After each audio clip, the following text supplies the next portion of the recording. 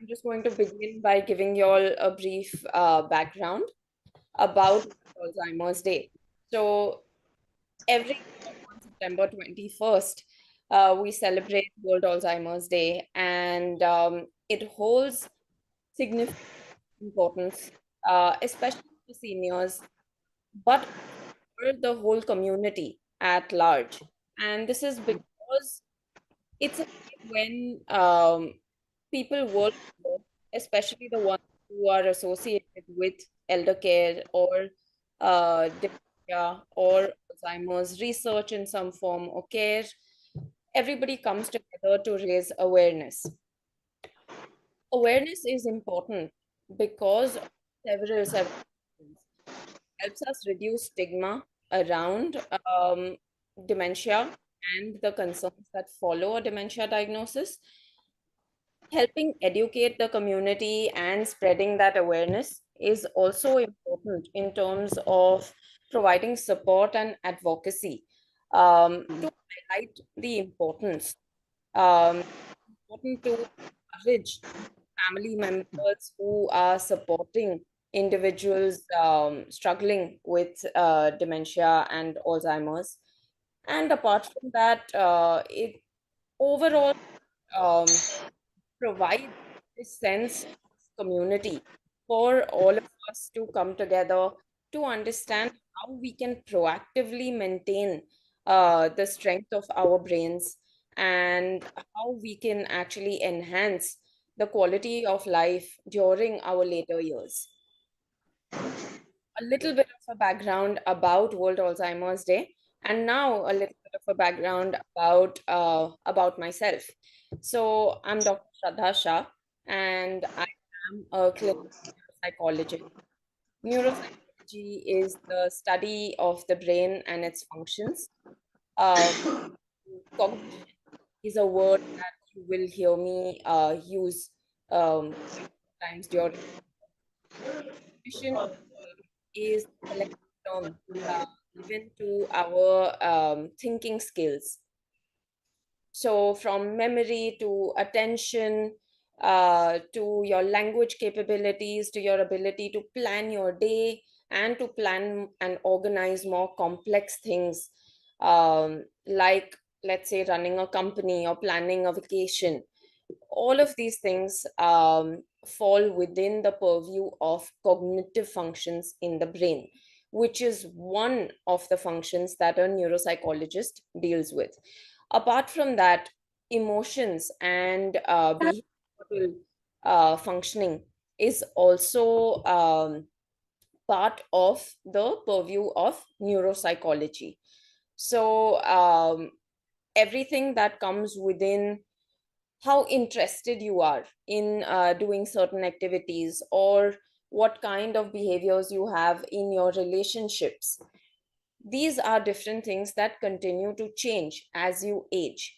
And all of this falls within neuropsychology and the study of the brain and its functions. Um, so, as a neuropsychologist, today there are three things that I've identified that I would like to talk to you all about, and then I would very quickly like to actually take questions. So, one of the first things is recognizing signs of cognitive decline. This one is extremely important. There is a list of things that I'll go through. The second is risk factors which can increase someone's likelihood to developing dementia. And the third one, related to the risk factors, are the preventive measures that one can take. Now, what is very important is that I don't know everyone's age in this particular webinar, but I am going to point this out at multiple points in time that when I'm talking about the preventive measures, these are based on various research studies, some of which have been conducted over decades of lifespan. All of these show us one thing: taking care of your brain should begin very early in life, in your 30s and your 40s. The changes that we see with dementia we might start to see them in an individual, in a family member, in a loved one, let's say at 60, 65, 70, 75, and sometimes even later. But that does not mean that the changes in the brain have started occurring at that point in time. The changes in the brain actually occur decades before you start to see those changes. And sorry, just a minute. I think somebody is struggling a little bit.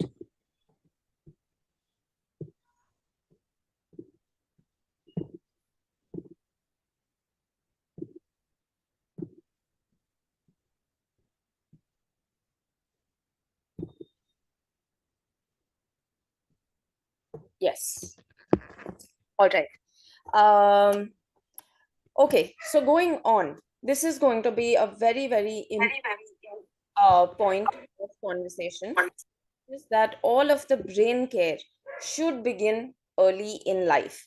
Um, you're here today, let's say at the age of 70. There are going to be things that you can do, and there are going to be things that your children can also begin to do. So without spending more time in describing what I'm going to talk about, I'm going to jump right in.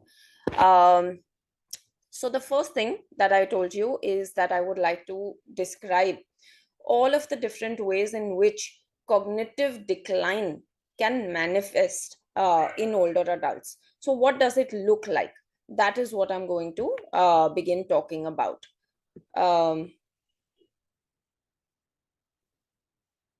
All right. So the first thing that I think most of you are aware of is memory loss. Now, memory loss can look like many different things. It can look like a difficulty in remembering names of people very quickly, or it can look like some more slightly serious things, which would be forgetting the details, let's say, of a vacation. So, if you went on a vacation trip to, let's say, Italy, and you first went to Rome, and then you went to Milan, but you tend to, or after 2 weeks of time, you've forgotten the order of the cities in which you visited or what you did while you were there. Let's say you start to forget the details of these particular places. Um, that is going to be a bigger sign for concern than just forgetting names and numbers of people. Please keep this in mind, that memory loss is going to be a part of normal aging as well, a certain amount of memory loss. How to differentiate between the two is going to be a very, very important thing, which ideally, as a thumb rule, I'm going to recommend please go to a professional so that they can actually help you ease your anxiety. Forgetting recent events, appointments, upcoming appointments, or important dates, repeating the same question or stories within a matter of a short period. Maybe it might be a couple of days, or it might be a few different, a few hours apart. Um, Misplacing items of everyday use. In some movies or in shows, sometimes we've seen that people place their glasses inside the refrigerator. So things get misplaced. This These are signs, if they happen frequently, that it is time for you to get a neuropsychological evaluation or go and see a neurologist. If there's difficulty with planning and organization, so if you're struggling to manage your finances, or if there's difficulty in keeping track of daily appointments, or if you're finding it difficult to plan meals, if you're finding it difficult to overall just get a hold of your daily routine, then that kind of difficulty is also a concern. This is another cognitive function. If there's confusion or disorientation in terms of dates, but not just 1 or 2 days apart. So today is the 21st of September, but if you're getting confused with the month, or if you're getting confused, let's say, with 1st of September and 21st of September, then that is something that should be taken seriously. If you're having difficulty keeping track of where you're going while you're driving, or if you're guiding a family, if you're guiding a taxi driver, then that is another thing to take note of. If there are language problems, sometimes when patients come to me, they'll say that it's a very mild issue, but they frequently call the fan the AC, and the AC they'll refer to as the window. There might be different words being used. Instead of, let's say, window, they might say shindo, just while quickly talking. But if this is happening very frequently, we call it paraphasias.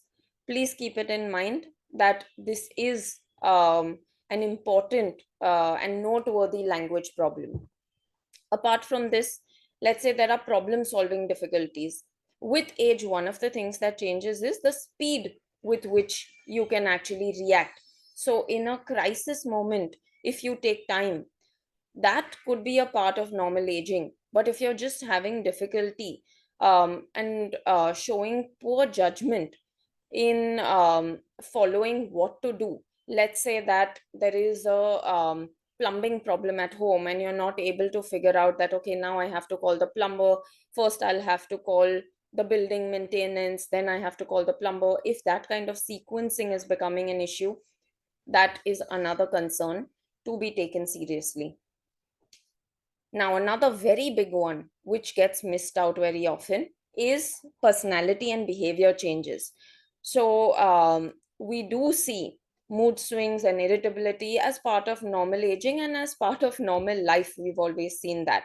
But if you start to see an increased withdrawal, losing interest in things that you used to do, or wanting to isolate yourself from people, even familiar people, then that is a very significant cause for concern. Keep in mind that yes, that could be depression, but depression is another risk factor for dementia.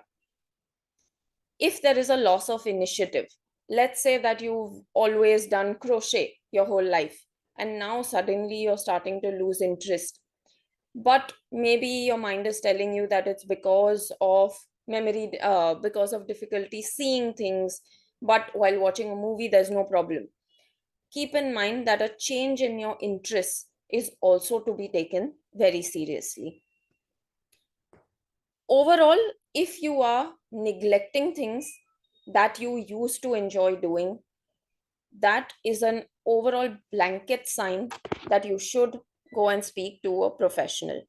Now, when I'm talking about professionals, there are three professionals that you should keep in mind. Yes, of course, there's going to be your GP, but very frequently, a GP might not refer you further on to a specialist. For any sort of cognition related concerns, especially for seniors, the way that you have an annual checkup, let's say from the age of 60, there are going to be certain things that you do very regularly annually. Ideally, a neuropsychological evaluation should be included in that protocol also. What is a neuropsychological evaluation? It is a test that goes on for a couple of hours, but trust me, it's very, very interesting. And most of my patients who come for it actually enjoy doing the test. So, what will you be doing over there? All of these different functions of the brain, which I mentioned to you, which are managed by different parts of the brain, will be tested. So there'll be some memory test, there'll be some attention test, there'll be some speed test, there'll be some language test. All of this is like brain puzzles and brain games, and everyone enjoys them. So these tests should be conducted. Let's say you conduct it for the first time at the age of 70, when you don't have any problems as yet. This becomes a baseline for us to evaluate that at the age of 72, what has happened? Is there a big enough shift moving straight? Or has there been a change going downward? Or have things actually improved because of the lifestyle changes that I'm going to recommend?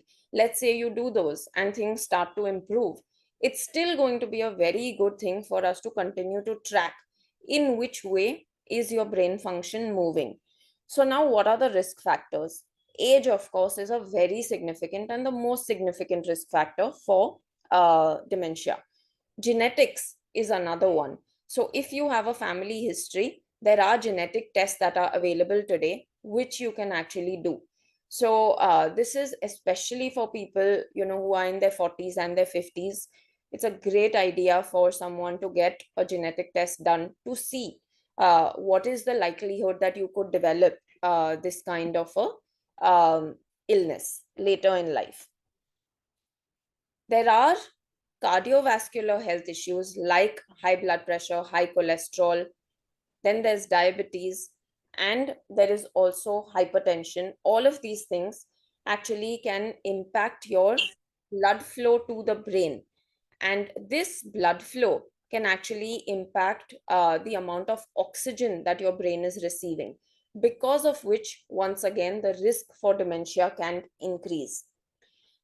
Smoking and overall just poor health with excessive alcohol drinking or even drug use is a big risk factor. Obesity, physical inactivity, just a sedentary lifestyle is a big risk factor as well. And apart from this, there are other illnesses. So if you've had a head injury, or if somebody has had multiple strokes, or they have depression, these illnesses are risk factors as well.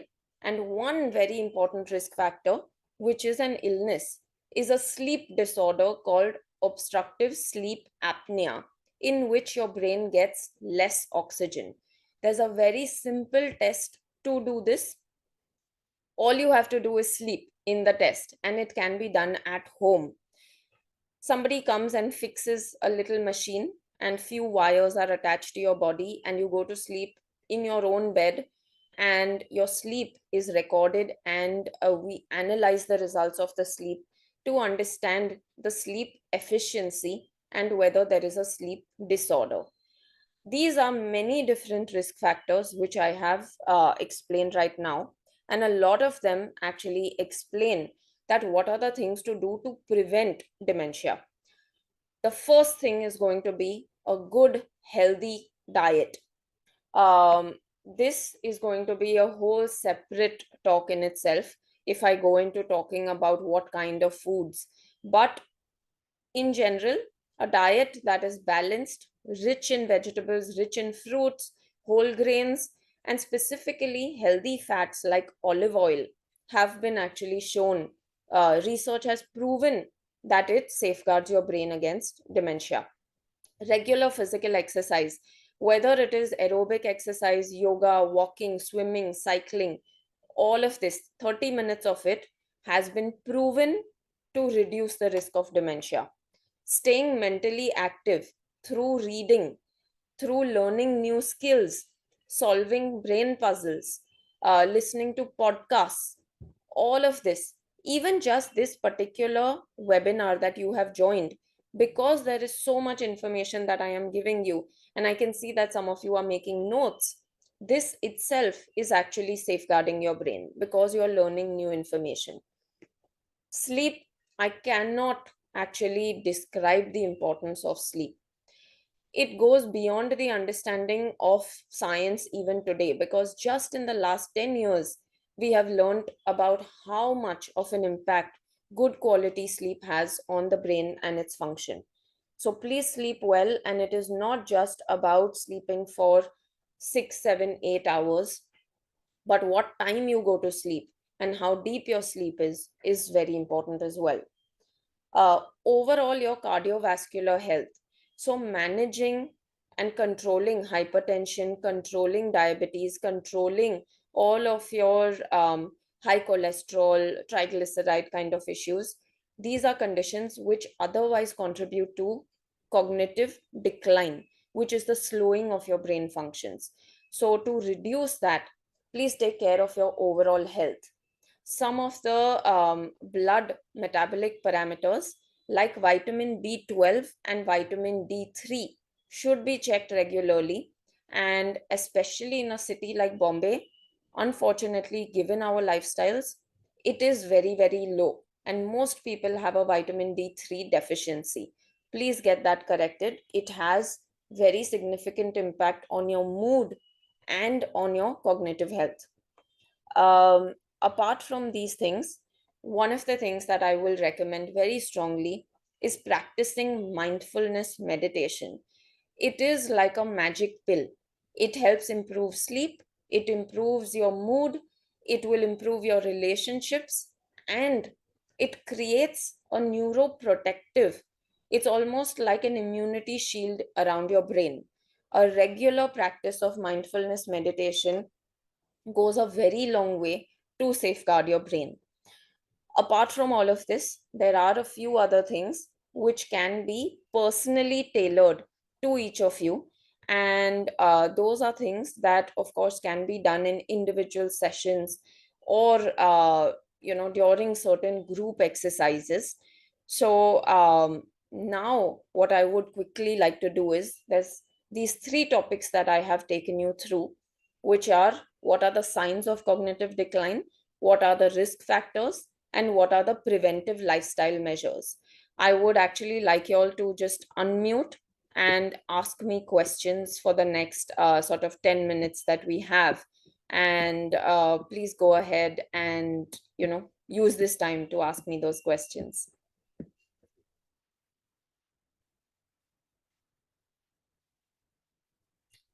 Uh, yes, please go ahead.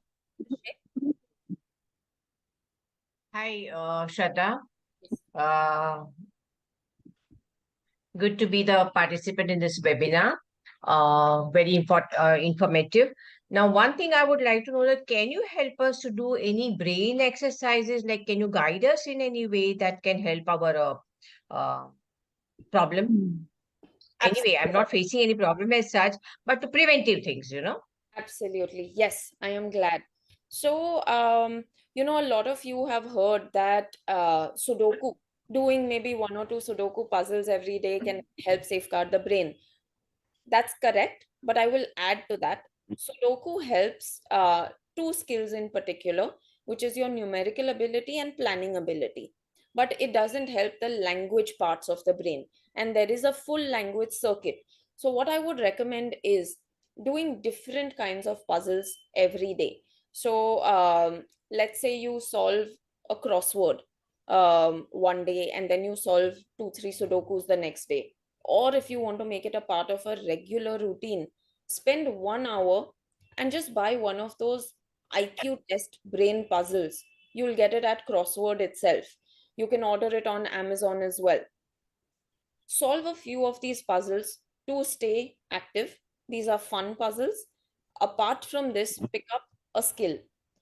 Learn anything that you can do. Simple things that I really, really recommend. You can learn napkin folding or origami.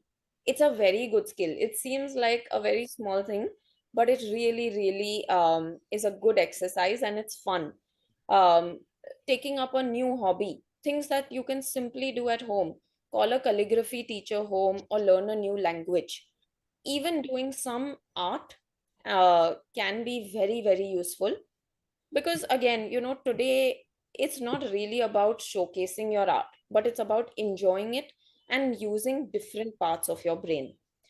Any new skill, even a dance form, would be very, very good exercise. So I hope that answers your question. Yes, yes. Thank you. Thank you so much. Most welcome. Any other questions? Shraddha, Yes. my question is, I want to know कि ये head massage is good for this head massage Head massage. So for blood circulation or other correct. anything else, I don't know. So head massage directly कोई link नहीं है dementia से but it can indirectly help in the sense that it will be relaxing अगर आप रात को करेंगे it can help deepen your sleep so indirectly yes it can help. Okay, thank you. Welcome. Yes, any other questions? हाँ, मेरा ये एक question है कि कभी भी डांस स्टेप आपने जो बोला, डांस स्टेप में सीखती हूँ तो आगे का 2 सीखती हूँ तो आगे का भूल जाती हूँ।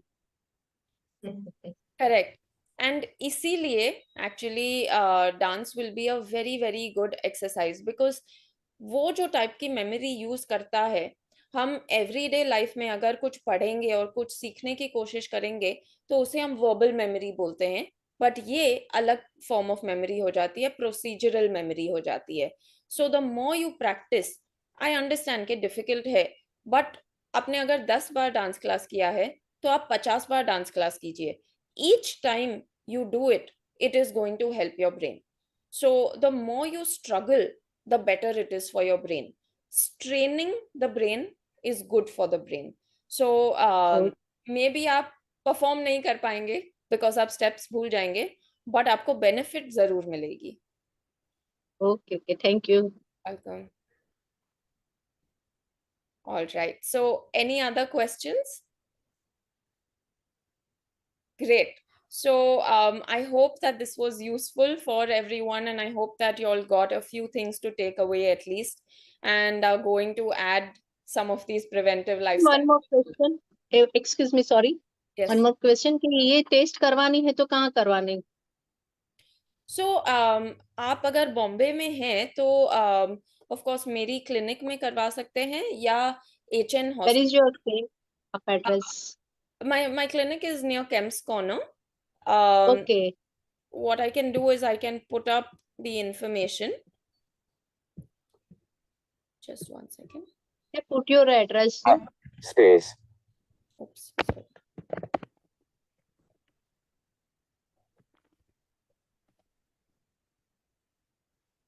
And 82 crore 9,63,100. आप इस नंबर पे फोन कर सकते हैं, ये मेरे क्लिनिक का नंबर है जो मैंने चैट में लिखा हुआ है. And I just saw everybody's messages on the chat also. Thank you so much everybody for joining. It is hereditary? I'm sorry. It is hereditary? It can be, yes. Yes, and that is what I meant by the family predisposition. So let's say for example, अगर मेरे family में मेरे parents या मेरे grandparents को dementia था, तो I should ideally, because we have it available today, genetic test करवानी चाहिए, and I should check कि मेरा predisposition कितना है. Even though my age is 39, I can start practicing many things from today itself. So because we know कि अगर family history में dementia, कोई भी form का dementia है, तो it is possible to actually develop it yourself. And just one quick thing that I will add: dementia itself is not the illness, it is a constellation of symptoms that appear together. The causes of dementia can be many different ones. The most common cause is Alzheimer's. So Alzheimer's and dementia very often लोग interchangeably use करते हैं, but Alzheimer's dementia एक type है dementia का. बहुत सारे अलग अलग types होते हैं, जहाँ पे जो main hallmark symptom है मेमोरी लॉस नहीं होगा, जैसे ऑल्जाइमर्स में होता है. अलग अलग डिमेंशियाज में अलग सिम्टम्स होते हैं, जैसे कि एक है फ्रंटोटेम्पोरल डिमेंशिया. उसमें the main change that happens, and it can begin in your late 50s, is that it changes the personality of the person completely, and within 5 years you will start to see that your loved one is not the person that you have known your whole life. So unfortunately, sometimes it gets missed and it is not treated as a medical problem.